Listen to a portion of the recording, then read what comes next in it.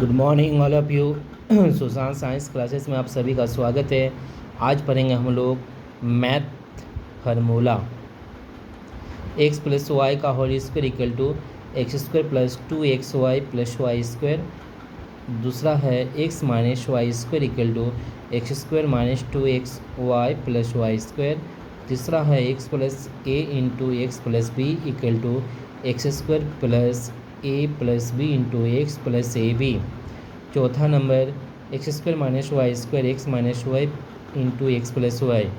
पाँचवा है x plus y plus z का whole square x square plus y square z square plus 2xy plus 2yz plus 2zx। छठा है x plus y का cube x cube plus 3x square y plus 3xy square plus y cube. 7 number x minus y का cube equal to x square minus 3x square y plus 3xy square minus y square.